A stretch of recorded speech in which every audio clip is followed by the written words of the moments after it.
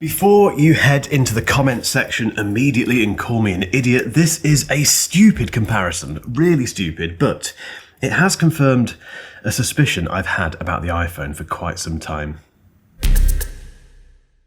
A couple of years ago, I compared the AirPods Pro 2 against the AirPods Max, and some people agreed with me that it was a worthwhile comparison and that these are better than these. Some people, quite a few people, hated it. I don't care though. I'm a tech YouTuber. We do that sort of stuff to get the views, engagement, and helicopter fuel. This comparison, I would understand if you think the same thing about it, basically. The iPhone 16 Pro Max against the iPhone 16e. On the face of it, ridiculous. However, I'm making this video for two reasons. The first one is because I've made that switch. I've gone from the iPhone 16 Pro Max to the iPhone 16e. The second reason is because, as I said in that first clip a moment ago, it's taught me something about the iPhone which is quite frightening, although not unexpected. And yes, you do need to watch the entire video. He's going to say that, isn't he? He's a YouTuber. But you do to get what I'm saying and get the narrative. If you just watch this and then watch my conclusion, you will think I'm an idiot. You might do anyway, but anyway, let's just get straight into this comparison. Let's start with the most ridiculous part of this comparison, pricing. So this is the cheapest and the most expensive version of each phone, and then what you get in terms of storage. There are options in between these, obviously, but well, that gives us something to hang our hats on. And yes, it's a silly comparison because clearly the iPhone 16e is for people who don't want to spend too much money on a new iPhone, and they don't care too much about storage because they probably store everything in iCloud. The iPhone 16 Pro Max, on the other hand, is clearly the flagship. It's the best of the best. It's the iPhone that offers 1 terabyte of storage for people who want to film lots of video with it and all that sort of stuff. They are incredibly different phones when it comes to the pricing. But what we should note here is that there is not a single winner either. They're both way too expensive. Let's talk about the design very quickly. The iPhone 16e, I think, is the best looking iPhone ever made. If you don't agree with me, fight me in the comments, but just look at it. It's clean, it's simple, it's very, very Apple, and the black version is just beautiful, I think. It's also one-handed. You can use this one-handed without any trouble whatsoever. You don't worry about dropping it all the time. The iPhone 16 Pro Max, yes, it's clearly a flagship once again. It's very, very flagship feeling and looking, you know, titanium versus aluminium, but it's massive, it's huge, and it is a real problem for your trousers. You know, if you put this into your pocket, firstly, if you put this into your pocket, it just disappears. If you put this into your pocket, firstly, if the pocket is shallow, it sticks out and then people nick it. Or if it's not shallow, but you wear tight trousers maybe, or tight shorts and stuff, I don't, but if you do, and you bend over, things happen. It's just not good at all. So design-wise, even though this is a very posh looking phone, it's not as good looking as this, and it's much less convenient to live with. In terms of buttons, we get the action button on both, which is marginally useful occasionally, and on the iPhone 16 Pro Max we get the camera control, which you don't get on the iPhone 16e. But that doesn't matter because it's completely useless and massively annoying. Oh, and MagSafe, no MagSafe, but you can add MagSafe to this with a case, so it's a non-event.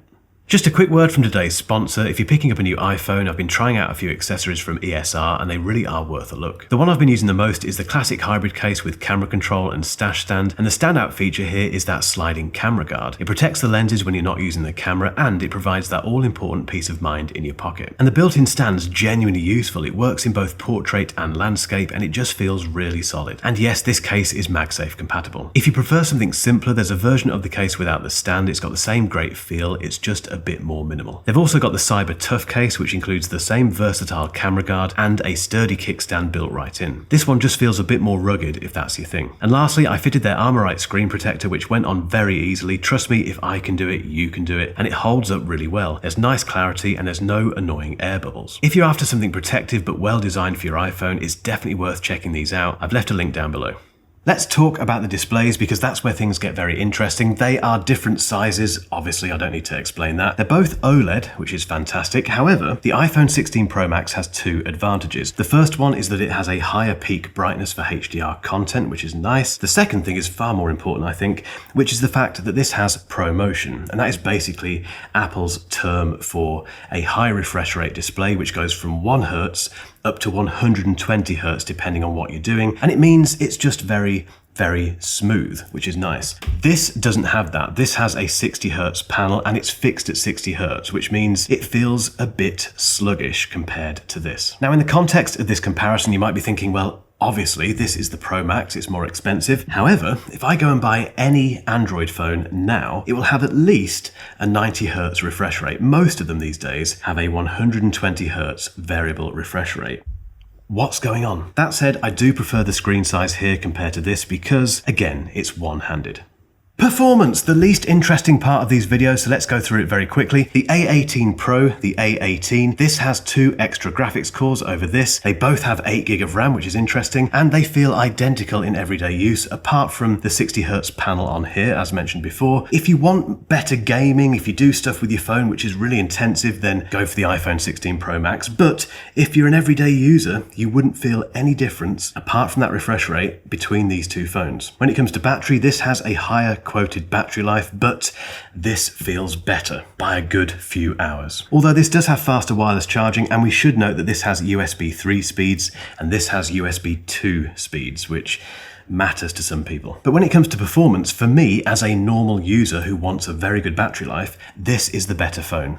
When it comes to the camera system, there's no competition. The iPhone 16 Pro Max has so many more features and lenses than the iPhone 16e. So for instance, it has the 5x optical zoom, it's got the ultra wide, you can shoot macros, you can shoot night portraits, you can film video in up to 4K 120 frames per second, and if you want to, you can shoot both video and photos in RAW format. You can't do any of that with this. However, they both share roughly the same main camera, which is interesting. And I say roughly because if you dig into the specs, the iPhone 16e has a slightly wider aperture, which in theory lets in more light than the one on the iPhone 16 Pro Max. Regardless, in everyday life, they look pretty much the same, I think. Let me know what you think about these test photos that I've been showing you. These have all been taken with the main cameras on both phones. They're great. I mean, that's one thing about the iPhone 16e. Yes, it doesn't have all the fancy lenses and stuff, but it takes decent photos, decent normal photos. And bearing in mind that most people who buy this phone will just open the camera app and press that white button,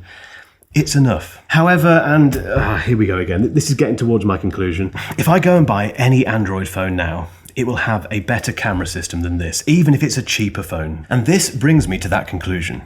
Okay, since going from the iPhone 16 Pro Max to the iPhone 16e, there's 2 things that I miss from this big phone: ProMotion and the camera system. That's it. However, if I go for the CMF Phone 2 Pro, it has both of those things. It has the 120 Hz refresh rate and it has a better camera system than the iPhone 16e. And it costs 219 quid. Which brings me to my startling and completely predictable conclusion about the iPhone. It's just too expensive, and Apple is still peddling features which aren't Pro. ProMotion and certain camera features like the ultra-wide should not come with a premium. However, I'm sticking with the iPhone 16e because I like the size of it and I'm a Mac user. But if I wasn't a Mac user, I would be diving straight into Android full-time now. Now it's over to you guys. Let me know what you think in the comments, and if you haven't hit that subscribe button yet, you know where it is.